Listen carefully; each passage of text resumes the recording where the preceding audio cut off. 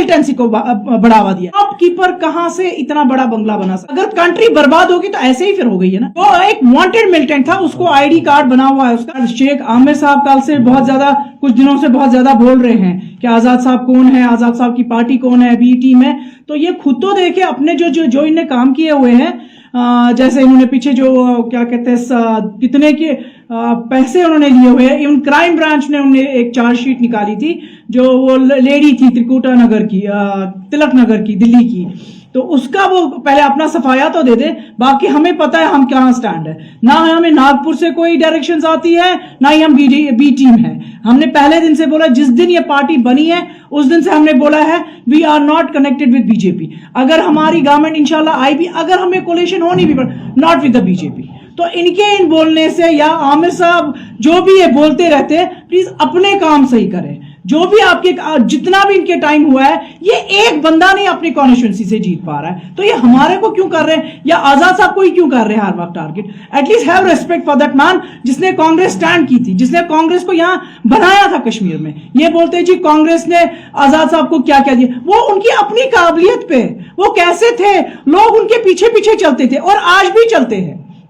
आज भी लोग जो ही आजाद साहब का नाम सुनते हैं खाली तो भागे भागे आ जाते हैं, चाहे पहाड़ हो चाहे बर्फ हो। -6 में आप लोगों ने देखा होगा लोलाब में कैसे लोग आए हैं, तो इनका तो वजूद ही नहीं। आप लोग सब गवाह हैं, इन्होंने कैसे एडिटिंग तक की थी, इससे ज्यादा क्या है इनको। बाकी ये हम लोग चाह रहे हैं एनआईए और सीबीआई से हम लोग चाह रहे हैं गिव द प्रूविंग, इसका प्रूव करें एंड हमें कुछ नहीं चाहिए। बाकी अगर ये इतने साफ सुथरे लोग हैं तो ये क्यों पीछे हट रहे हैं? अगर हम लोगों ने इनको अननेसेसरली इल्जाम लगाए हैं तो इल्जाम नहीं है ये बाज़ाब्ता सब कुछ प्रूव्ड है। और ये उस वक्त भी जब प्राइम मिनिस्टर मनमोहन सिंह थे उस वक्त भी बोला गया था भाई इनकी इन्वेस्टिगेशन करें। तो अगर ये इतने साफ सुथरे इंसान हैं तो ये अपनी कुर्सी उतर के अपनी इन्वेस्टिगेशन खुद करनी चाहिए। तो ये इतने क्यों डरे हुए हैं? अपनी इन्वेस्टिगेशन करवाइए, और अगर नहीं तो हम लोग चाह रहे हैं एनआईए से और सीबीआई से इनकी इन्वेस्टिगेशन होनी चाहिए। एंड अगर कंट्री बर्बाद होगी तो ऐसे ही फिर हो गई है ना।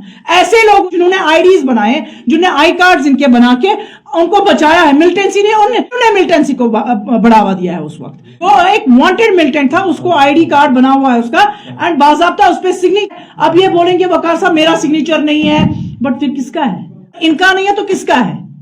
तब भी इनको पता था ये उन्हीं का सिग्नेचर है। और एक सिंपल एक शॉपकीपर कहां से इतना बड़ा बंगला बना सकता है सिद्रा में? सिद्रा छोटा एरिया नहीं है जहां आपको मुफ्त में जमीनें मिलेंगी। वहां एक डेवलप्ड कॉलोनी है जहां करोड़ों की प्रॉपर्टीज है, वहां इनका बंगला है। इतना पैसा, करोड़ों का पैसा, वो कहां से आ रहा है? इसकी इन्वेस्टिगेशन चाहिए हमें। बाकी रहे शेख आमिर साहब, आप शायद भूल रहे हैं आपने कितना कितना खाया हुआ है। आपका सीबीआई चार्जशीट निकला हुआ है, आप उसकी जस्टिफिकेशन दे दे, आप वो क्लियर करें। आपके इन बयानबाजी से कुछ नहीं फर्क पड़ता।